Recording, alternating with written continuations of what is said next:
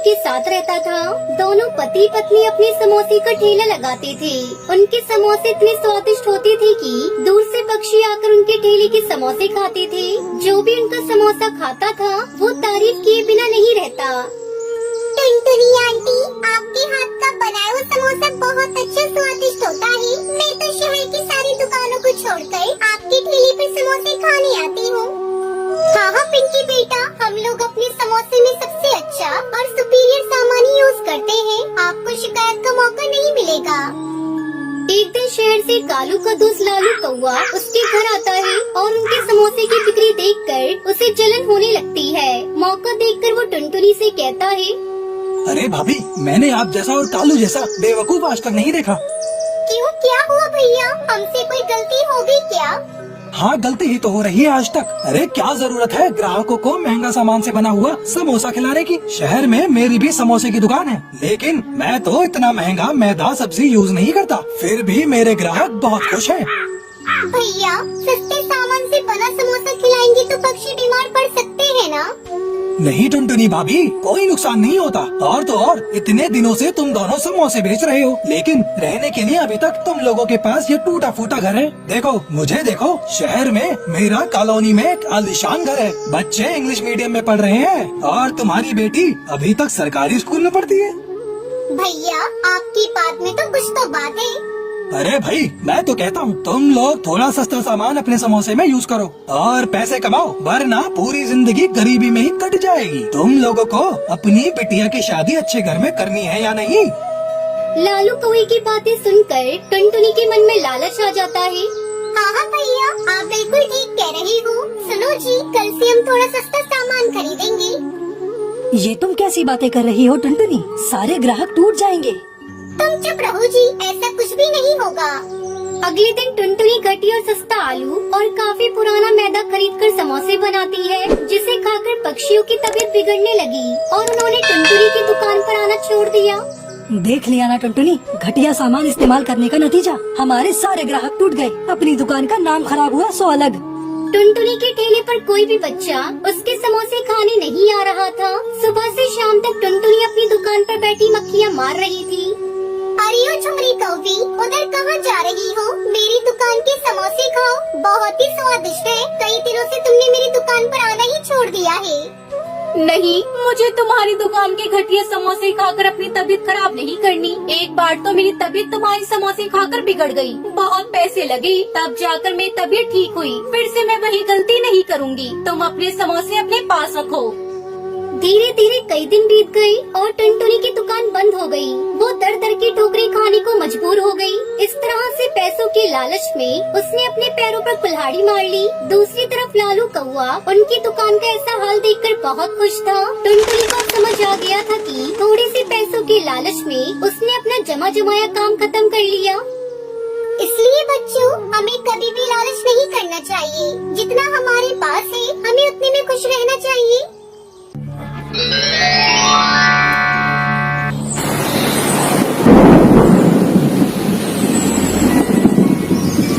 अलीगढ़ के जंगल में टुनटुनी चिड़िया अपने पति कालू कौवे के साथ रहती थी। कालू कौवा बर्गर बेचा करता था।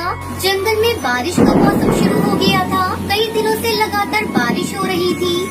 हे भगवान, कई दिनों से मूसलाधार बारिश हो रही है। घर का राशन भी खत्म हो चला है और आज मैं बर्गर बेचने नहीं गया तो बच्चों को क्या खिलाऊंगा? चाहे कुछ भी हो जाए, मुझे अपने बच्चों के लिए बर्गर बेचने जाना ही होगा। टुनटुनी, तुम बच्चों का ध्यान रखना। मैं बर्गर बेचने जा रहा हूँ। बर्गर बेचकर जो पैसे मिलेंगे उससे मैं घर का राशन लेता हूँ। इतनी तेज बारिश में कहाँ जाओगी जी? मत जाओ, चारों तरफ पानी भरा हुआ है। कौन तुमसे बर्गर खाने के लिए आएगा? मुझे मत रोको टुनटुनी, कई दिनों से घर पर बैठा हूँ, एक पैसा आमदनी नहीं हुई। अब नहीं जाऊँगा तो भूखे मरने की नौबत आ जाएगी। इतना कहकर कालू कौवा अपनी बर्गर का ठेला लेकर चला जाता है। जंगल में चारों तरफ पानी ही पानी था, ऊपर से बारिश भी हो रही थी। बर्गर ले लो, बर्गर, गर्मा गर्म बर्गर ले लो। अरे ओ कालू भैया, इतनी बारिश में बर्गर बेच रही हो? जरा मुझे गर्मा गर्म बर्गर खिलाना। हाँ रसीली भाभी, अभी आपको गर्मा गर्म बर्गर खिलाता हूँ। कालू भैया, आपको पानी में डर नहीं लगता? चारों तरफ जंगल में पानी भरा हुआ है, कहीं डूब गए तो क्या होगा तुम्हारे परिवार का? क्या करूँ भाभी, कई दिनों से घर पर बैठा हूँ। मेरी मजबूरी है, घर का सारा राशन खत्म हो चला है। पापी पेट को भरने के लिए आंधी हो या तूफान, मुझे तो काम करना ही पड़ेगा। कालू को एक बार फिर से आवाज लगाता है। बर्गर ले लो, बर्गर, गर्मा गर्म बर्गर ले लो, बर्गर। बारिश का मौसम था, जिसके चलते कालू कौवे के सारे बर्गर जल्दी ही बिक जाते हैं। कालू कौवा बहुत खुश था। वो उन पैसों से अपने घर का राशन खरीदता है और घर की तरफ चल देता है। लेकिन रास्ते में ज्यादा पानी होने की वजह से उसका पैर फिसल जाता है और वो पानी में डूबने लगता है। उसका सारा सामान पानी में बहने लगता है। वो उन सामानों को पकड़ने के लिए पानी में इधर उधर जाने लगता है। पकड़ो पकड़ो मेरे राशन को, सारा सामान पानी में बह गया। अब मेरे बच्चे क्या खाएंगे? कालू को अपने सामान को पकड़ते पकड़ते काफी दूर बहकर चला जाता है। देखते ही देखते 2 दिन बीत गए, लेकिन कालू कौवे का कहीं अता पता नहीं था। टुनटुनी और बच्चों का रो रो कर बुरा हाल था। पिंकी के बापू, कहाँ हो पिंकी के बापू? जल्दी से घर आ जाओ, मुझे बहुत डर लग रहा है। टुनटुनी की रोने की आवाज सुनकर रसीली तोती सुंदरी कौवी भी वहाँ आ जाती है। टुनटुनी ने सारी बात बताती है। तुम पागल हो गई थी क्या टुनटुनी? चारों तरफ जंगल में पानी भरा हुआ है, ऐसे में कालू को बर्गर बेचने क्यों जाने दिया तुमने? सब तुम्हारी गलती है। फिर सुंदरी कौवी वहाँ से चली जाती है। अचानक से टुनटुनी का घर टूट जाता है और पानी में गिर जाता है। वो अपनी बेटी के साथ पानी में गिर जाती है। तभी एक बाबा बाघ उसकी बेटी और टुनटुनी को बचा लेता है। फिर उन दोनों की ऊंची जगह पर ले जाता है। वहाँ पहले से कई पक्षी भी मौजूद थे, उन्हीं में टुनटुनी का पति भी था। टुनटुनी अपने पति को देखकर बहुत खुश हो जाती है। आप और यहाँ, मैंने तो आपकी उम्मीद ही छोड़ दी थी। मैं राशन लेकर घर लौट रहा था, तभी तेज पानी मुझे अपने साथ बहा कर ले गया। कुछ दिनों बाद बारिश रुक जाती है। फिर टुनटुनी बारिश की गीली मिट्टी से अपना घर ऊंचे पेड़ पर बनाती है। फिर टुनटुनी का पूरा परिवार खुशी खुशी अपने घोंसले में रहने लगता है।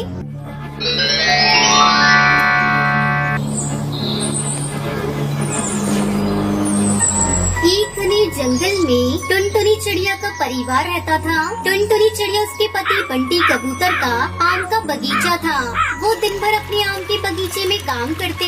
गर्मी के दिन थे और आम के पेड़ों पर बहुत सारे आम लग गए थे। एक दिन टुनटुनी अपने पति से कहती है, ऐसा कब तक चलेगा पिंकी के बापू?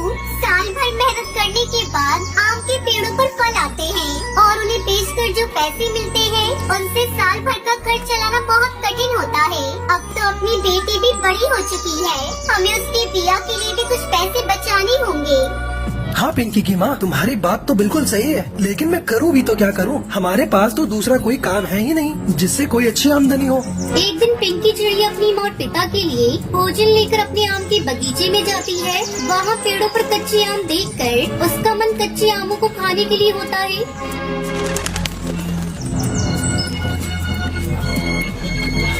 अरे वाह मम्मा, इस बार तो पेड़ पर बहुत सारे आम आए हैं। मैं कुछ आमों को तोड़कर घर ले जाऊंगी और उन्हें गुड़ का रस लगाकर खाऊंगी। अच्छा, मेरी गुड़िया आम खाएगी। मैं अभी तुझे आम तोड़कर देती हूँ। अगले दिन सुंदरी कौवी की बेटी चंपा कौवी उसके घर आती है और टुनटुनी से 5 किलो कच्चे आम मांगती है। टुनटुनी आंटी, अरे ओ टुनटुनी आंटी, मेरी माँ ने 5 किलो कच्चे आम मंगाए हैं, ये लीजिए उसके पैसे। चंपा बेटी, तुम्हारी माँ इतने सारे कच्चे आमों का क्या करेगी? वो आंटी, मम्मा ना कच्चे आमों का मुरब्बा बनाएंगी। आपको नहीं पता, कच्चे आमों के मुरब्बे शहर में बहुत ही महंगे दामों में मिलते हैं, इसलिए मेरी मम्मा घर पर ही आम का मुरब्बा बनाती है, जिससे हम लोग साल भर रोटी के साथ खाते हैं। चंपा के मुँह से ये बातें सुनकर टुनटुनी सोचने लगती है, क्यों ना मैं भी कच्चे आमों से मुरब्बा बनाकर शहर में बेचूं, मुझे भी इससे अच्छी आमदनी होने लगेगी। टुनटुनी चिड़िया तुरंत सुंदरी के घर जाती है। सुंदरी बहन, मैंने सुना है तुम कच्चे आमों से स्वादिष्ट मुरब्बा बनाती हो। मैं वही सीखने तुम्हारे पास आई हूँ। क्या तुम मुझे भी आम का मुरब्बा बनाना सिखा दोगी? इसमें कौन सी बड़ी बात है टुनटुनी? मैं अभी तुम्हें मुरब्बा बनाना सिखा देती हूँ। सुंदरी टुनटुनी को आम का मुरब्बा बनाना सिखा देती है।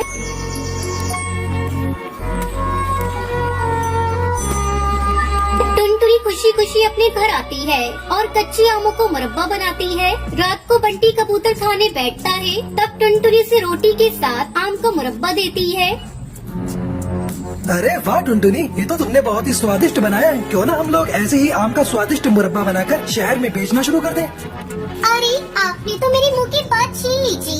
मैं भी यही सोचकर सुंदरी बहन से आम का मुरब्बा बनाना आज ही सीख कर आई हूँ।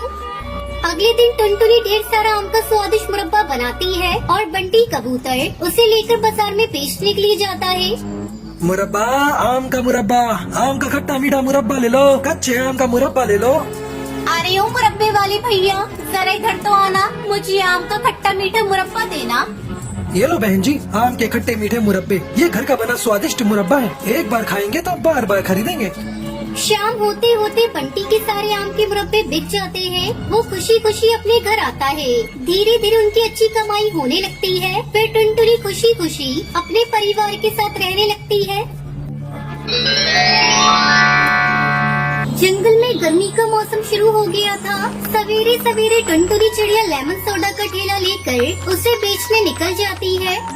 लेमन सोडा ले लो, लेमन सोडा, खट्टा मीठा सोडा ले लो, ठंडा ठंडा लेमन सोडा ले लो। अरे ओ मीठी चिंकी पिंकी गोलू गोलू, सब आओ। दीदी मुझे खट्टा मीठा लेमन सोडा देना। दे मुझे भी एक ठंडा लेमन सोडा देना। अली बा मजा आ गया लेमन सोडा पीकर। ठंडा ठंडा लेमन सोडा पीकर बच्चे बहुत खुश हो जाते हैं। तभी सुंदरी कौवी भी टुनटुनी को आवाज लगाती है। अरे ओ लेमन सोडा वाली, जरा इधर तो आना, कितने का लेमन सोडा दे रही हो? आंटी बहुत सस्ता है, सिर्फ 5 रुपए में गिलास दे रही हूँ। बोलो कितने गिलास दे दो। अरे तुम लेमन सोडा बेच रही हो या सोना? बहुत महंगा है तुम्हारा लेमन सोडा। ऐसा क्या खास है इस लेमन सोडा में? अरे दीदी तुम तो रहने ही दो, मैं तो दीनू लाला कौवे की दुकान से लेमन सोडा की बोतल लेकर पी लूंगी। बेचारा बहुत सस्ते में सोडा पानी बेचता है, सिर्फ 2 रुपए की एक बोतल। टुनटुनी उसकी खरी खोटी सुनकर वहाँ से अपना लेमन सोडा का ठेला लेकर चली जाती है। लेमन सोडा ले लो, लेमन सोडा, खट्टा मीठा सोडा ले लो, ठंडा ठंडा लेमन सोडा ले लो। पहले टुनटुनी के पिता लेमन सोडा बेचा करते थे, पर एक दिन चीलों के एक झुंड ने उन पर हमला कर दिया। जब वो लेमन सोडा बेचने के लिए ठेला बाजार ले जा रही थी, चीलों के हमले में टुन्नू पूरी तरह घायल होकर बिस्तर पर पड़ गया था। तब घर चलाने के लिए टुनटुनी ने लेमन सोडा बेचना शुरू कर दिया। टुनटुनी चिड़िया ने गलियों में घूम घूम कर लेमन सोडा बेचा करती थी। एक दिन जब टुनटुनी लेमन सोडा बेच रही थी, तब अगले दिन कोई भी पक्षी उसका लेमन सोडा खरीदने नहीं आया। अरे गोलू क्या बात है, आज किसी ने लेमन सोडा नहीं खरीदा? हाँ दीदी, अब हम लोग आपका सोडा पानी नहीं पियेंगे। क्यों, क्या हुआ? किसी ने तुम्हें मना किया है मेरा लेमन सोडा पीने से? नहीं दीदी, आपका लेमन सोडा बहुत महंगा होता है, इसलिए आज से हम लोग लाल अंकल की सस्ता 2 रुपए वाली लेमन सोडा की बोतल पियेंगे। आपको पता है, लाल अंकल के पास लेमन सोडा के बहुत सारे फ्लेवर्स हैं। टुनटुनी दिन भर लेमन सोडा का ठेला लेकर घूमती रही, पर किसी ने उसका सोडा पानी नहीं खरीदा। हे भगवान, अब मैं क्या करूं? आज तो 1 भी रुपए की लेमन सोडे की बिक्री नहीं हुई। पिताजी की दवा कैसे खरीदूंगी? उदास मन से टुनटुनी घर लौटती है। उसे उदास देखकर टुन्नू उससे पूछता है, क्या बात है बिटिया, जब से तू लेमन सोडा बेचकर घर आई है बहुत चुप चुप है, कोई बात है क्या? मुझे बता। अपने पिता के मुंह से इतना सुनते ही टुनटुनी फूट फूट कर रोने लगी। पिताजी, आज 1 भी गिलास लेमन सोडा नहीं बिका, मुझे माफ कर देना। आज मैं आपकी दवा नहीं ला सकी। बाजार में एक नई लेमन सोडा की दुकान खुल गई है, सभी पक्षी उसी दुकान की लेमन सोडा की बोतल पीने लगे हैं। अब क्या होगा? तू घबरा मत बेटी। पिताजी, इसी तरह चलता रहा तो घर का खर्च चलना मुश्किल हो जाएगा। तू चिंता मत कर मेरी बिटिया, सब ठीक हो जाएगा। जब ऊपर वाले ने हमें मुंह दिया है तो आहार भी वही देगा। इस तरह कुछ दिन बीत गए। एक दिन टुनटुनी को पता चलता है कि दीनू लाल को पुलिस पकड़ कर ले गई। टुनटुनी दीदी, ओ टुनटुनी दीदी, आपको पता है वो दीनू अंकल को पुलिस पकड़ कर ले गई, क्योंकि वो अंकल लेमन सोडा में रंग और स्वाद के लिए उसमें नकली और खतरनाक केमिकल का प्रयोग करते थे, जिसे पीकर बच्चों की तबीयत खराब हो गई। कल से लूसी और गोलू की भी तबीयत खराब है। आज से हम लोग आपके लेमन सोडा के सिवा किसी और का लेमन सोडा नहीं पियेंगे। ये लो 5 रुपए और मुझे खट्टा मीठा सोडा देना। उस दिन टुनटुनी का सारा लेमन सोडा शिकंजी बिक जाता है। वो बहुत खुश थी। इस तरह गर्मी में लेमन सोडा बेचकर टुनटुनी अपने माता पिता के साथ खुशी खुशी रहने लगी।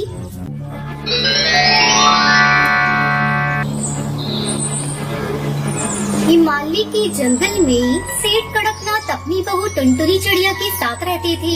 उनका बेटा शहर में नौकरी करता था। सेठ कड़कनाथ की बहू टुनटुनी चिड़िया गर्भवती थी। एक दिन सेठ अपने नौकर बिरजू से कहते हैं, अरे बिरजू, तेरी नजर में कोई काम करने वाली हो तो बताना। बहू से घर के कामकाज नहीं हो पाते। अंडे देने का समय करीब आ गया है। ऐसे में कोई सहारा मिल जाए तो बहू को थोड़ा आराम मिलेगा। हाँ मालिक, है ना, मेरी पत्नी घर में खाली बैठी रहती है, वही बहू रानी के काम कर दिया करेगी। मैं कल ही उसे बुला लाऊंगा। अरे बिरजू भैया, ये तो बहुत अच्छी बात है। आपकी पत्नी है तो मुझे उसके बारे में ज्यादा जांच पड़ताल नहीं करनी पड़ेगी। अगले दिन बिरजू अपनी पत्नी रसीली तोती को घर लेकर आता है। बहू रानी, ओ बहू रानी, ये रही हमारी पत्नी रसीली, इसको काम समझा दो, मैं जा रहा हूँ। हाँ बिरजू, तुम जाओ अपना काम करो, मैं रसीली को काम समझा देती हूँ। बिरजू वहाँ से चला जाता है। मैम साहब, आपका ये घर कितना बड़ा है? बिल्कुल राजा महाराजा के महल जितना बड़ा है। हाँ रसीली, इसे मेरे दादा ससुर जी ने बनवाया है। फिर टुनटुनी चिड़िया रसीली तोती को किचन का सारा काम समझा देती है। मालकिन, अब आप जाकर आराम करिए, तब तक मैं सारा काम निपटा कर आती हूँ। इस तरह समय गुजरने लगता है और टुनटुनी चिड़िया अंडा देती है। टुनटुनी चिड़िया अपने अंडे की देखभाल अच्छी तरह से करने लगती है। आज परिवार के सभी सदस्य बहुत खुश थे क्योंकि अंडे से बच्चा बाहर आने वाला था। शाम होते होते उस अंडे से सुंदर सा बच्चा बाहर आता है। अरे मैम साहब, ये बच्चा तो बहुत सुंदर है, आपके ऊपर गया है। इसकी चोंच तो बिल्कुल आपकी तरह है। रसीली, लेकिन इसकी आंख इसके पापा पर गई है। इस तरह से सभी बच्चे को प्यार करने लगते हैं। एक दिन रसीली तोती के साथ गांव से अपने बेटे बिरजू के घर आती है, पर घर में बेटे बहू को न पाकर वो सेठ कड़कनाथ के घर आती है। टुनटुनी चिड़िया का घर देखकर उसकी आंखें फटी की फटी रह जाती है। घर आकर वो अपनी बहू रसीली से कहती है, अरे ओ रसीली बहुरिया, ये सेठ तो बहुत धनी लागत है हमका। हमारे दिमाग में विचार आ रहा है जिससे हमारी गरीबी दूर हो जाएगी। कैसे अम्मा जी? तू हमारी बात ध्यान से सुन। सेठ का पोता चुरा कर हम उसे किसी मालदार पार्टी को बेच देंगे जिससे हमें अच्छी कीमत मिलेगी। वाह अम्मा जी, आपके दिमाग का तो जवाब नहीं। तो ठीक है बहुरिया, कल से ही हम दोनों काम पर लग जाते हैं। अगले दिन सुंदरी कौवी एक निसंतान दंपति से 10 लाख में उस बच्ची का सौदा तय कर लेती है और मौका देखकर दोनों सास बहू सेठ के पोते को चुरा लेती है। बच्ची को घर में न पाकर घर में कोहराम मच जाता है। अरे बिरजू रसीली, बच्चा चोरी हो गया। कहाँ हो तुम दोनों? तुम दोनों के रहते बच्चों को कौन चुरा सकता है? तुम कहाँ थी रसीली? तुम्हें तो हमने बच्चों की देखभाल करने के लिए रखा था। मालिक, वो मुन्ना रो रहा था। मैं दूध लेने किचन में गई थी। जब दूध लेकर बाहर आई तो बच्चा नहीं था। हमारी कोई गलती नहीं सरकार। धीरे धीरे रात हो जाती है। रसीली और सुंदरी बच्ची को अपने घर में छिपा देती है। उधर बच्चा न मिलने के चलते टुनटुनी रोई जा रही थी। मुझे मेरा बच्चा ला दो, कोई मेरे बच्चे को ला दो। कौन मेरा दुश्मन है जो मेरे बच्चे को ले गया? बाबूजी, बाबूजी, कहीं से भी मेरे बच्चे को ढूंढ कर ला दीजिए। उसके बगैर मैं जिंदा नहीं रह सकती। कड़कनाथ जंगल पुलिस में शिकायत करता है। पुलिस उसे विश्वास दिलाती है कि वो टुनटुनी के बच्चे को सही सलामत खोज लेंगे। रसीली और सुंदरी बच्चे को लेकर वहाँ से भाग जाती है। कई महीने बीत जाते हैं। आखिरकार एक दिन वो बच्चे को जब बेचने जा रही होती है तभी पुलिस उन्हें गिरफ्तार कर लेती है। टुनटुनी चिड़िया को उसका बेटा सही सलामत मिल जाता है। फिर सभी खुशी खुशी रहने लगते हैं।